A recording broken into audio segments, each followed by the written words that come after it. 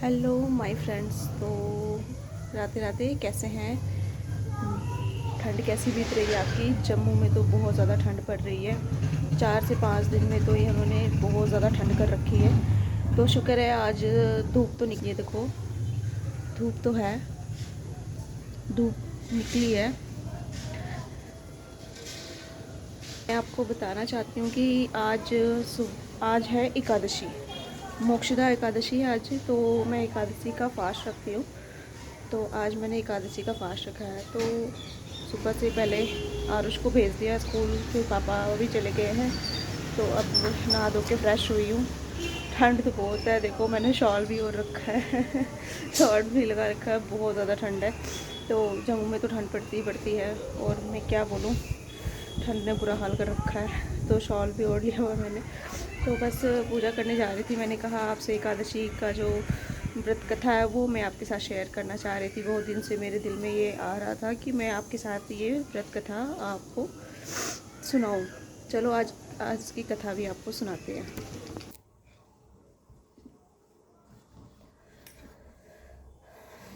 तो फ्रेंड्स मंदिर में धूप बत्ती दिखा रही हूँ।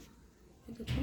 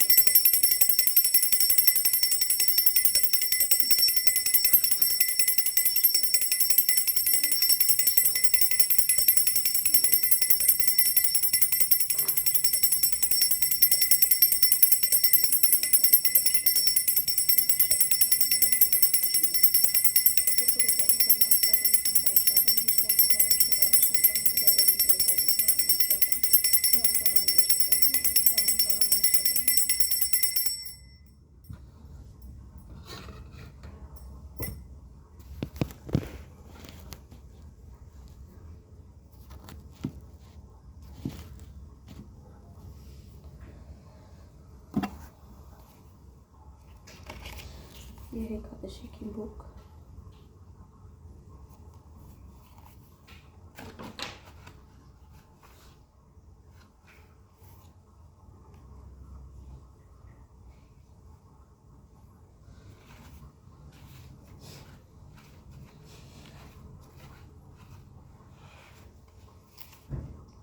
मोक्षदा एकादशी, मार्ग से शीर्ष शुक्ल पक्ष।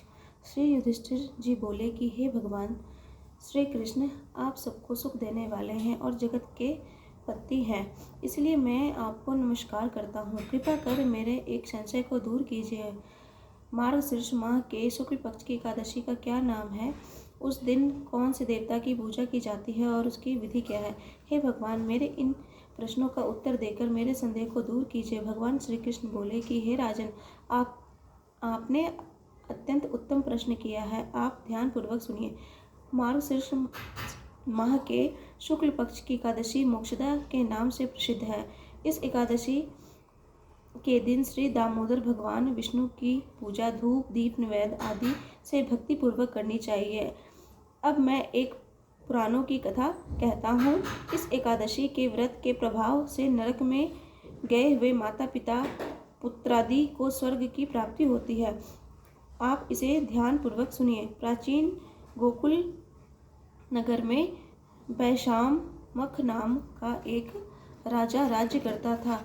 इसके राज्य में चारों वेदों के ज्ञाता ब्राह्मण रहते थे। रात्रि को एक दिन स्वप्न में राजा ने अपने पिता को नरक में पड़े हुए देखा। उसको स्वप्न में बड़ा आश्चर्य हुआ। प्रातःकाल होते ही वह ब्राह्मणों के सामने अपनी सब स्वप्न कथा कहने लगे। हे ब्राह्मण, रात्रि को स्वप्न में मैंने अपने पिता को नरक में देखा।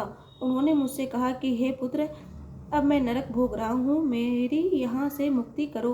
अब मैं क्या करूँ, कहाँ जाऊँ? इस दुख के कारण मेरा शरीर तप रहा है। आप लोग मुझे किसी प्रकार तप दान आदि को बतावे जिससे मुझको मुक्ति प्राप्त हो। उस उत्तम पुत्र का जीना व्यर्थ है जो अपने पिता का उद्धार न करे। राजा के ऐसे वचनों को सुनकर ब्राह्मण बोले, हे राजा, यहाँ से करीब ही वर्तमान भूत भविष्य के ज्ञाता पर्वत नाम के एक ऋषि का आश्रम है। आप यह सब बातें उनसे जाकर पूछ लीजिए। वे आपके इस विधि वे आपको इसकी विधि बता देंगे। राजा ऐसा सुनकर मुनि के आश्रम पर गए। उस समय चारों वेदों के ज्ञाता पर्वत मुनि अपने दूसरे ब्राह्मणों के सामने बैठे थे। राजा ने जाकर उसे साष्टांग प्रणाम किया। पर्वत मुनि ने उससे संगोपांग कुशल क्षेम पूछी। तब राजा बोले, हे देवर्षि, आपकी कृपा से मेरे राज्य में सब कुशल है, परंतु मेरे मन में अशांति रहती है, उसका कुछ उपाय कीजिए। ऐसा सुनकर पर्वत मुनि ने एक मुहूर्त के लिए अपने नेत्र बंद कर लिए और भूत भविष्य को विचारने लगे। फिर बोले कि हे राजन, मैंने योग बल के द्वारा तुम्हारे पिता के समस्त कुकर्मों का ज्ञान प्राप्त कर लिया है। उन्होंने पूर्व जन्म में कामातुर होकर सौत के कहने पर एक स्त्री को ऋतुदान मांगने पर भी नहीं दिया। उसी पाप कर्म के फल से तुम्हारे पिता को नरक में जाना पड़ा। तब राजा बोले कि हे भगवान, मेरे पिता का उद्धार हेतु आप कोई उपाय बतलाइए। तब पर्वत मुनि बोले, हे राजन, मार्ग शीर्ष माह के शुक्ल पक्ष में जो एकादशी होती है, उस एकादशी को आप उपवास करें और उस उपवास के पुण्य को अपने पिता हेतु संकल्प छोड़ दे। उस एकादशी के पुण्य के प्रभाव से अवश्य ही पर्वत मुनि के वचनों को सुनकर राजा अपने महल को आया और कुटुंब सहित मोक्षदा एकादशी का उपवास किया। उस उपवास के पुण्य को राजा ने अपने पिता को संकल्प के लिए छोड़ दिया। उस पुण्य के प्रभाव से राजा के पिता को मुक्ति मिली और स्वर्ग में जाते हुए वे अपने पुत्र से बोले, हे पुत्र, तेरा कल्याण हो। ऐसा कहकर वे स्वर्ग को चले गए। मार्ग शीर्ष माह के शुक्ल पक्ष की मोक्षदा एकादशी का जो व्रत करते हैं, उनके समस्त पाप नष्ट हो जाते हैं और अंत में स्वर्गलोक को जाते हैं। इस व्रत से बढ़कर मोक्ष देने वाला दूसरा कोई भी व्रत नहीं है। इस कथा को सुनने व पढ़ने से वाजपेयी यज्ञ का फल प्राप्त होता है। यह कथा पिता की प्रति भक्ति और दूसरों के लिए पुण्य अर्पित करने की अनुपम गाथा है। इस एकादशी का व्रत केवल व्रत करने वाले प्राणी का ही नहीं, बल्कि उसके पितरों का भी भला करता है। अपने किसी सगे सहोदर, मित्र, बंधु को भी इस व्रत का फल अर्पण करने से उसके भी पापों के क्लेशों का नाश हो जाता है। वे साधक माता पिता में ईश्वर को देखते हैं। भगवान विष्णु के असीम अनुकंपा से उनकी समस्त मनोकामनाओं की सिद्धि होती है। ओम भगवते वासुदेवाय नमः। तो फ्रेंड्स, मैं पूजा करके हो गई हूँ डन और मैं हो गई हूँ रेडी। तो अब जब रेडी हो गई हूँ तो उसके बाद आज फास्ट है, तो मैं आज अन्न का दाना नहीं खाना है। तो मैंने आलू उबाला हुआ है, तो मैंने बर्त के आटे का टिक्की बनाना है। तो वो रेसिपी भी मैं आपको भी बताती हूँ कि कैसे बनाती हूँ मैं।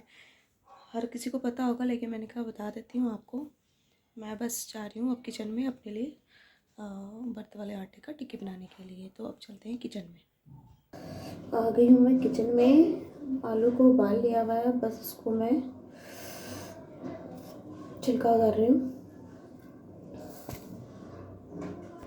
आलू को मैंने उबाल लिया है। इसमें डालना है हरी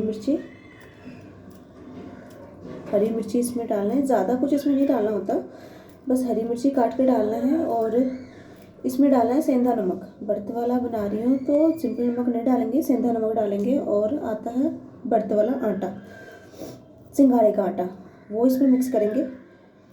सारा कुछ मिक्स करके बस मैं आपको दिखाऊंगी। ये देख सकते हो फ्रेंड, मैंने इसमें आटा मिला दिया हुआ है और आलू को मैश करके इस तरह इसमें आटे के साथ मिक्स कर देना है, इस तरह से।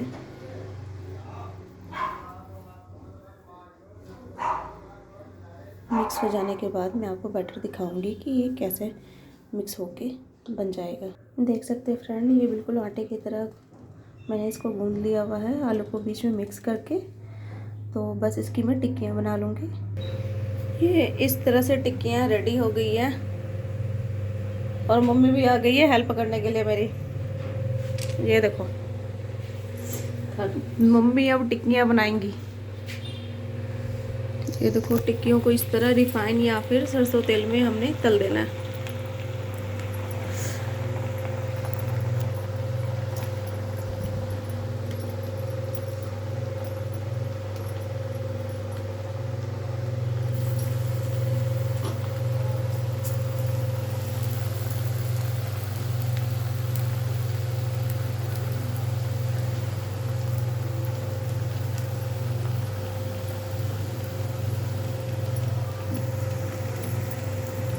धीमी आंच में पका के इसको क्रिस्पी करके तलना है। देख सकते हैं फ्रेंड्स, ये कितना अच्छा क्रिस्पी करारा करारा बनके तैयार हो रहा है।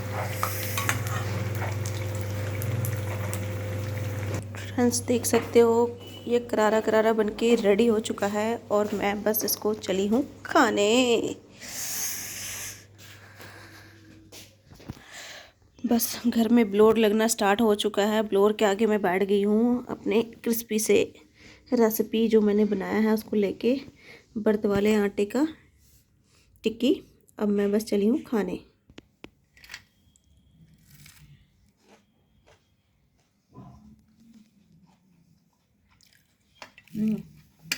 टेस्टी बनी है फ्रेंड, मज़ेदार, एक नंबर। तो फ्रेंड बस नाश्ता करके मम्मी ने चाय रख दिया हुआ है, चाय पीऊँगी। लंच में बस टिक्कियाँ पैक करके ले जाऊँगी और निकलना है मुझे ड्यूटी के लिए। बस 11:15 निकल जाना है फटाफट काम करके फिनिश करके।